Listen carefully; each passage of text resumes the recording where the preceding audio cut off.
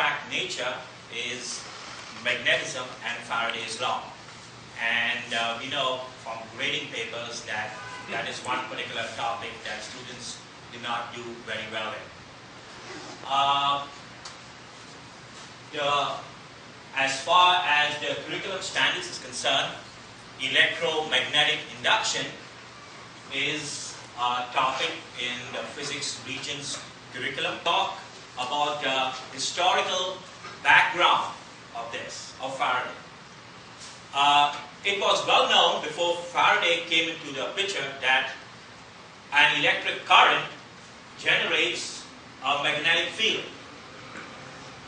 The question then at the top of the mind of all scientists, Michael Faraday in England and Joseph Henry in this country independently discovered that the answer is yes.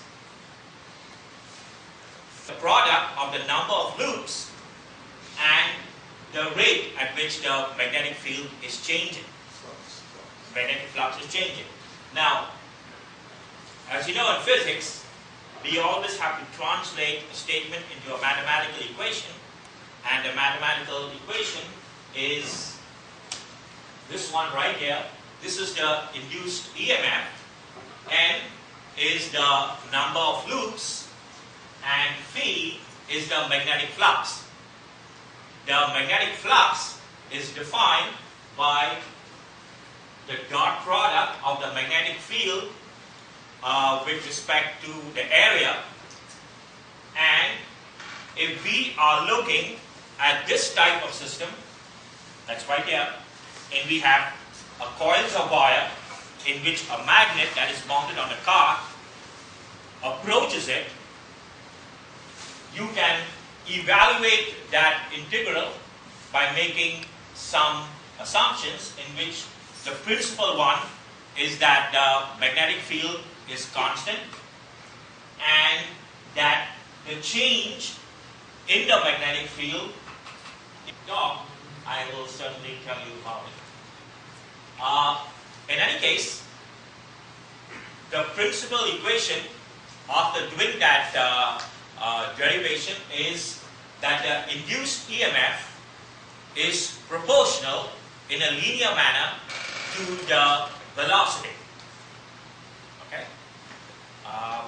Copper wire. And we discovered as we send the car through the coil, the induced EMF is very small, and try to measure it accurately was like splitting hairs. So what we did was, we used an ADC to take the analog signal and change it to digital. But we realized that we would have to amplify the signal, so then we used an op amp, which multiplies the signal 10 times. So from the coil goes into an op amp, where the ratio of the two resistors is 10, so it boosts the signal by a factor of 10, goes into the ADC. The ADC generates it back into a digital, takes the analog digital and spreads it over 255 steps because it's 8-bit. And from there we were able to get a signal that was reproducible and reliable. To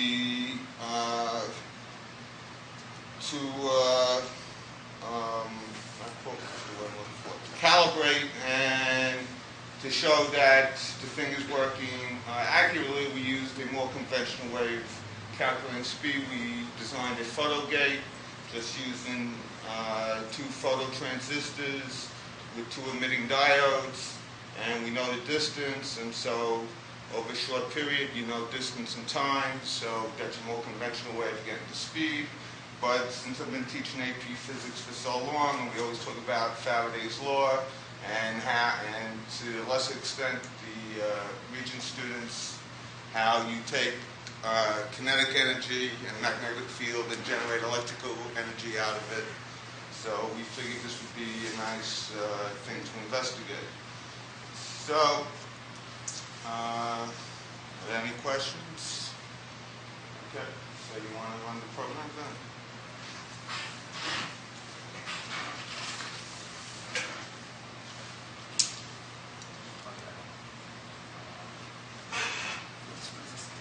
Via Amazon.com. Go to toys.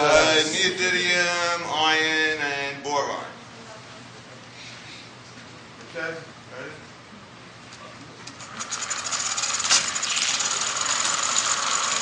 Okay, you can see that velocity, you can see from there that the velocity that was obtained using the photo gauge was 2.2 meters per second, and using the EMF, we got a value that is pretty close, 2.3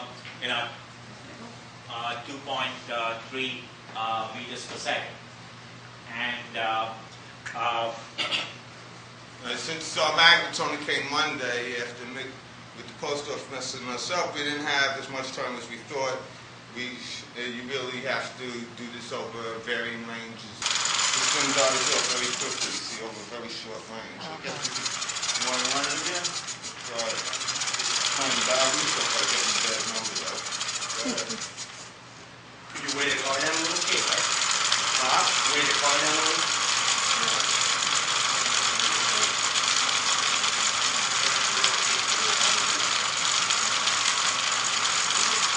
I know what you're saying.